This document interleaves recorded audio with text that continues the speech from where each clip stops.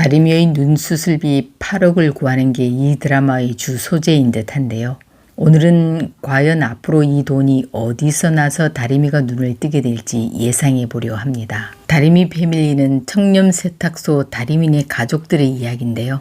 그중 시각장애를 가진 막내딸 다리미를 주인공으로 펼쳐지는 슬프고도 아름다운 이야기입니다. 장애와 가난 같은 무거운 소재를 유머러스하게 풀어보려는 작가의 의도를 잘 담아낼 예정입니다.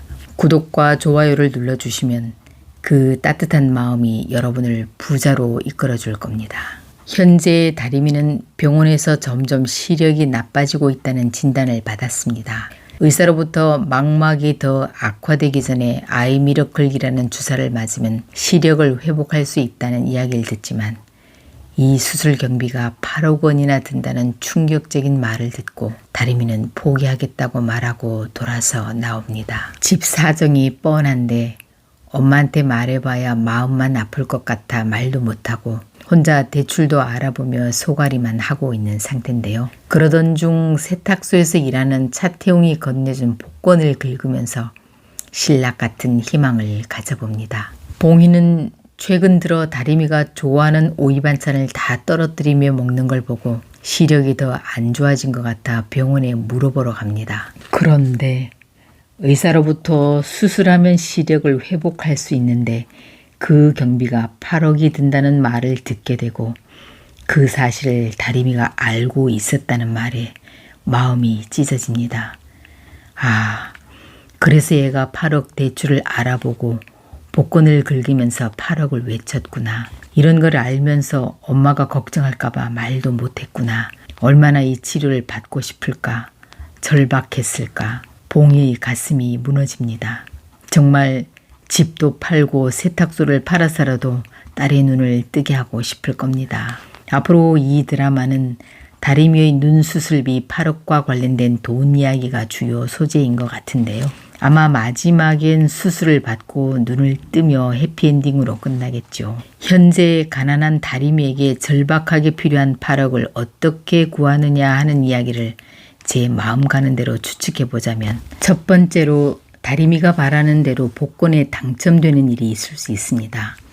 복권 12억을 맞아 세금 내고 8억을 가지고 수술 받으면 되죠. 두 번째는 다리미 옆에 지금 재벌 3세 강주가 나타났고 강주가 다리미의 상황을 알게 된다면 도움을 줄 가능성이 있습니다. 이 과정에서 두 사람의 관계가 연인으로 발전할 수도 있겠죠. 세 번째는 다리미 엄마 봉희인데요.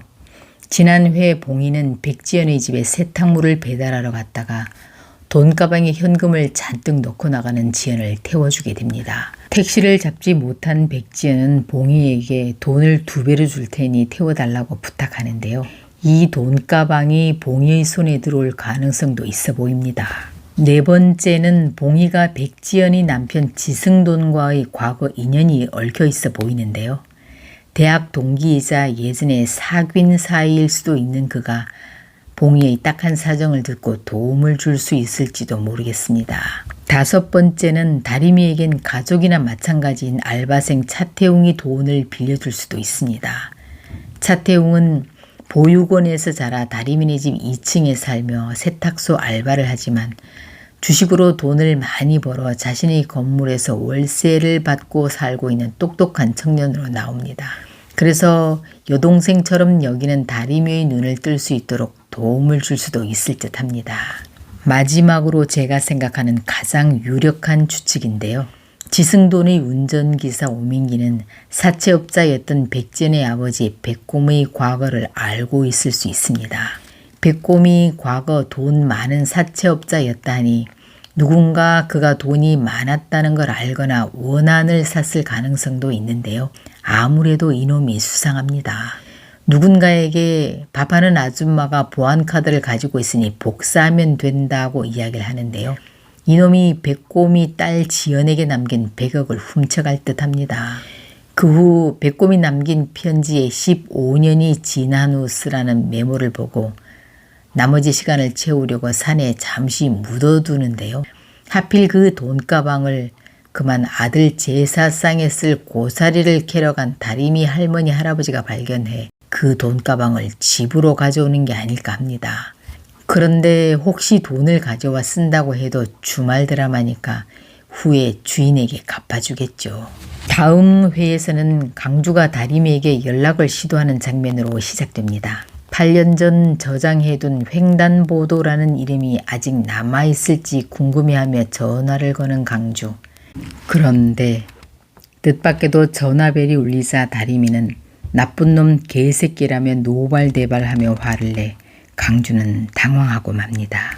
강주는 다림이가 왜 그렇게 열심히 복권을 긁고 있는지 이해하지 못한 채 오랫동안 연락하지 않은 일이 미안해서 다림이의 뒤를 졸졸 따라가며 말을 시킵니다. 복권 좋아해? 다 꽝이야? 잘 확인한 거야? 라고 물어보지만 이미 화가 난 상태였던 다림이는 그 말이 약 올리는 말로 들려 짜증을 내며 지팡이를 휘두릅니다. 그 과정에서 다림이에겐 제2의 눈인 지팡이가 부러져 결국 강주가 다림이를 집까지 데려다 주게 됩니다. 세탁소에 도착하자 차태웅이 나타나 강주를 막아섭니다. 기분이 상한 강주가 저 사람 누구예요? 라고 묻자 다림이는 순간적으로 남자친구라고 거짓말을 하며 둘러댑니다. 사실 다림이는 차태웅을 속으로 짝사랑하고 있는데요. 그렇지만 차태웅은 다림이 언니 차림이를 좋아하고 있습니다. 다음 회부터 본격적으로 펼쳐질 이들의 얽히고 설킨 로맨스가 시작됩니다.